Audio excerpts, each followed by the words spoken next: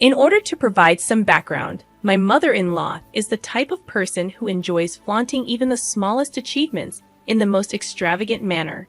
Despite lacking any sophistication in her own life, she goes out of her way to pretend that she is the talk of our society. One glaring example of her absurd behavior is the monthly club party she hosts. To clarify, there is no actual club. She merely invites her friends and coworkers for an evening gathering because they share the same profession. She refers to them as her fellow IT geeks. This peculiar ritual has been ongoing for quite some time. During these gatherings, all they do is brag about their accomplishments and achievements from the past month. Given the context, you can imagine how eager my mother-in-law was to announce that my grandfather had arranged a destination wedding for me, complete with a 6-day stay package. This was his generous gift to me, as I had shared my dream wedding plans with him on numerous occasions. Considering my limited budget and the size of the venue, I had meticulously curated a guest list. My husband and I had discussed the situation beforehand, and both agreed to prioritize our guests. Coming from a large family, narrowing down the guest list was challenging, but I managed to invite 22 people, while my husband invited 18 of our close friends and family members, whom we regularly interacted with. We were all set to send out the invitations when my mother-in-law unexpectedly showed up at our house late one evening, uninvited and unwelcome. It was already 9 p.m., and her presence irritated me from the start. She demanded that we make changes to the guest list. I couldn't fathom why she believed she had a say in the people I wanted to invite to my own wedding. My husband, to my dismay, supported her stance, which raised immediate concerns for me. I inquired about the changes she wanted, and she mentioned that she had already promised a few of her work friends an invitation. These friends, she claimed, were part of her IT Geeks group. I politely informed her that there was no room left on the guest list, as every invitee was someone we had a close relationship with and interacted with regularly. I sought support from my husband, but he avoided my gaze and sided with his mother. Despite explaining the situation to her, she insisted that I make adjustments.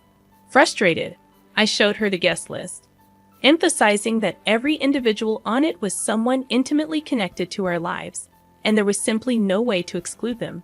She then suggested removing my cousin's sister, whom I had lived with for 7 years after college.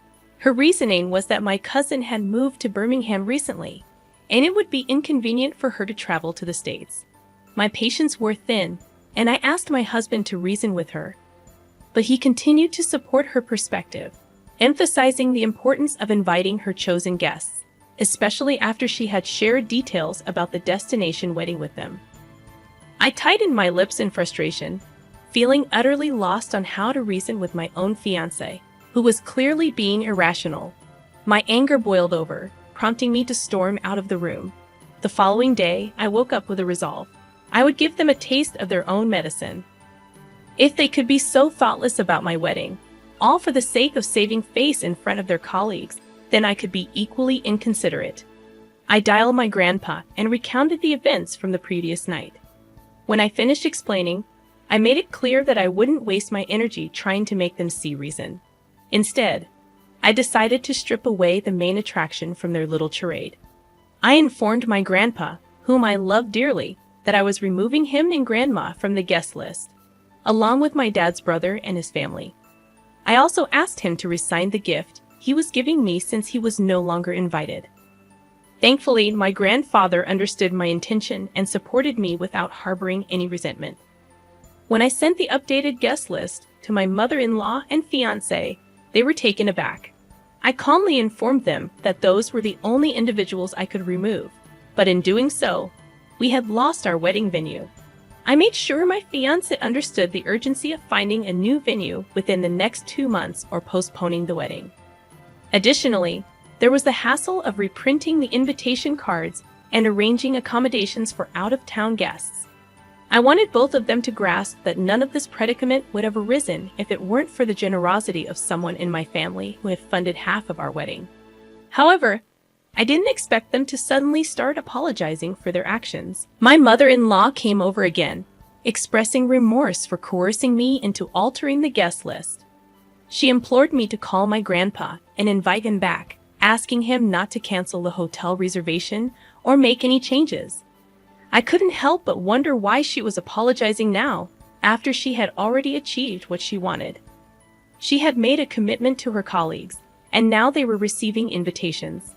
This weighed heavily on her, and she vocalized her frustration, noting that inviting them wouldn't make sense unless the wedding was at a destination. She emphasized that a non-destination wedding would be ordinary and uninteresting to others. Upon hearing her express these thoughts, my husband finally admitted that he regretted supporting her decision.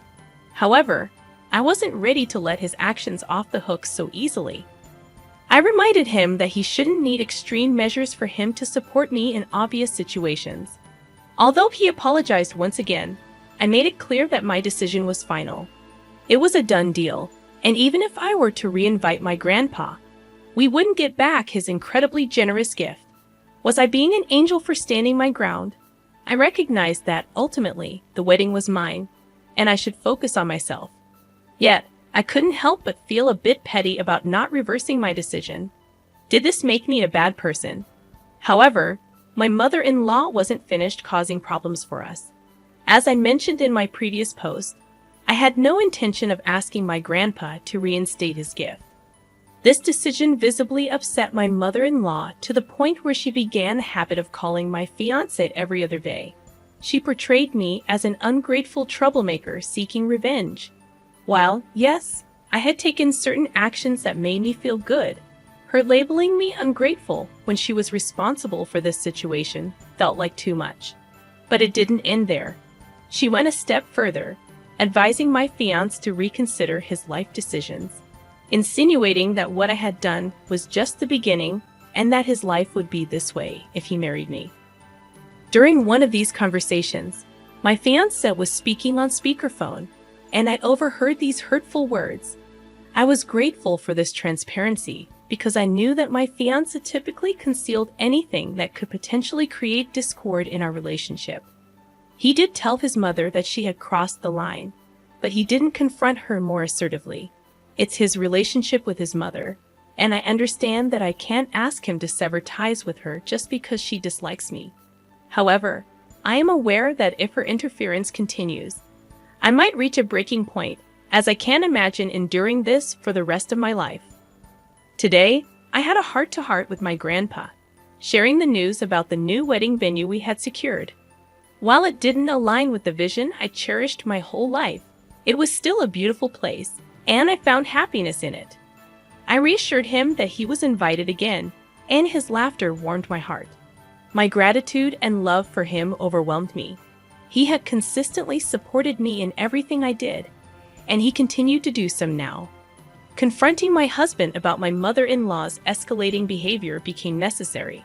Our conversation delved into the awkwardness certain situations had created and the pain they had caused. In the end, my husband promised to address the issue with his mother and clarify her role in our lives. I hoped for a smooth journey forward, devoid of any more drama. Finally, the wedding day arrived, and I am now officially married. Despite the unexpected turns, the wedding was a thing of beauty, and my happiness knew no bounds. I couldn't help but smile when I noticed my mother-in-law sulking in a corner with her work friends, whom she had invited. In a surprising turn of events, my grandpa gifted us a house as a wedding present, a joint gesture from him and my uncles.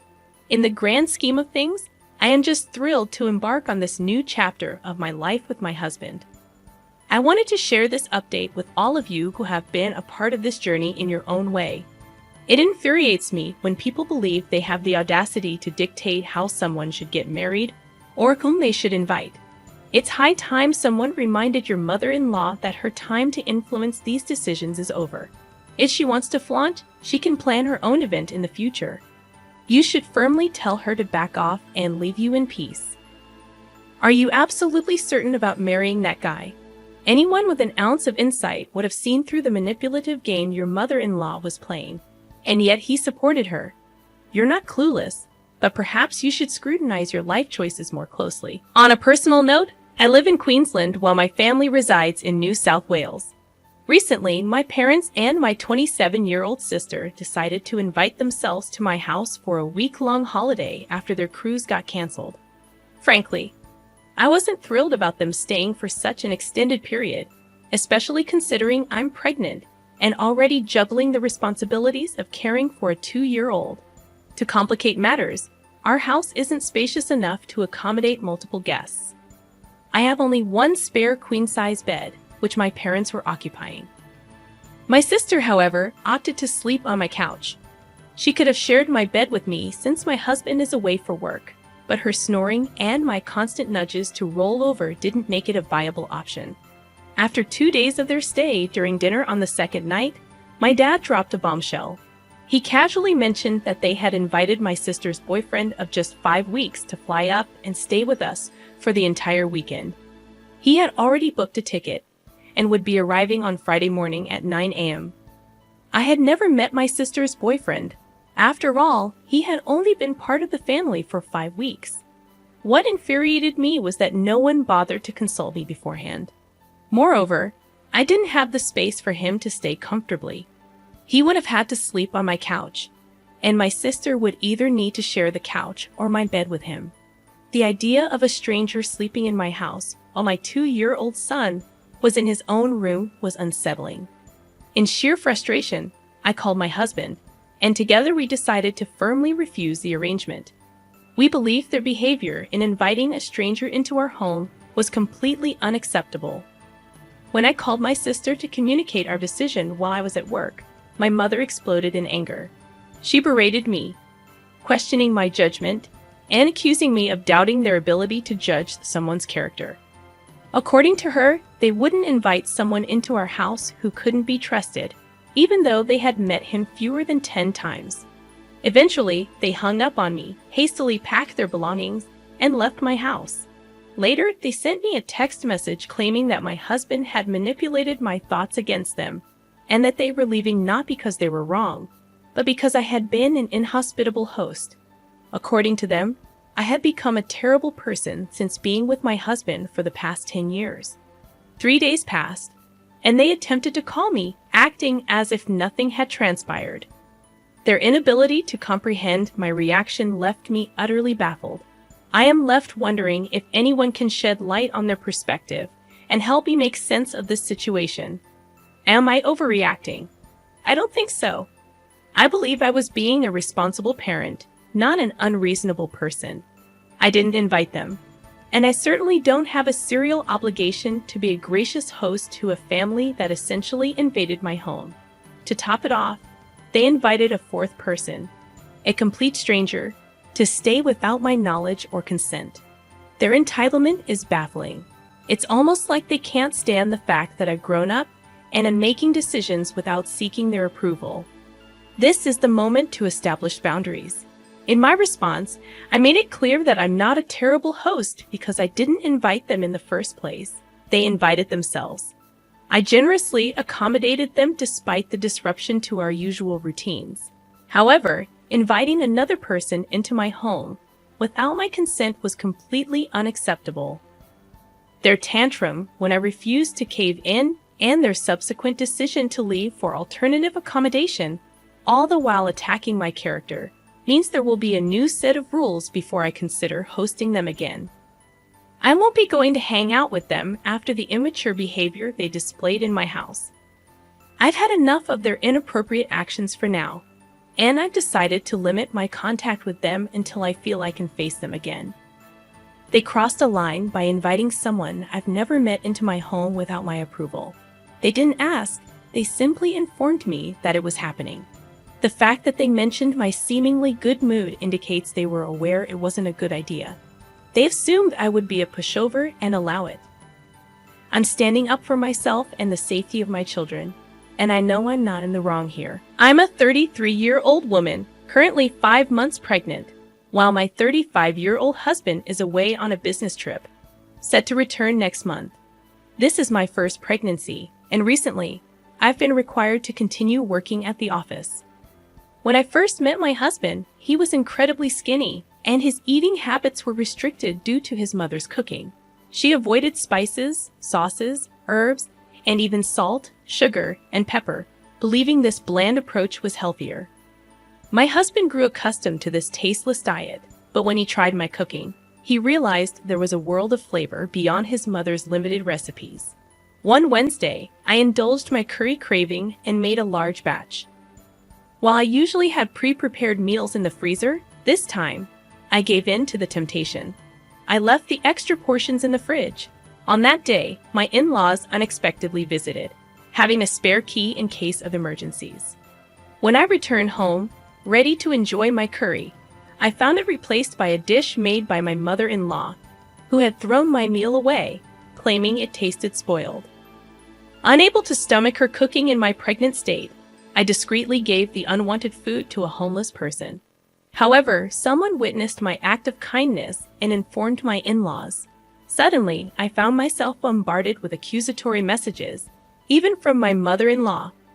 My husband supported me, but now I'm questioning if I overreacted. Honestly, OP, it seems like your in-laws are trying to control your life. Their invasion of your home, even when you're not there, is a huge red flag. And while the focus seems to be on your mother-in-law throwing away your food, the real issue here is the lack of boundaries. Setting firm limits with your in-laws is essential before your child is born. Consider changing the locks and installing security cameras to maintain your privacy and peace of mind. Remember, your home is your space, and you deserve to feel safe and respected within it.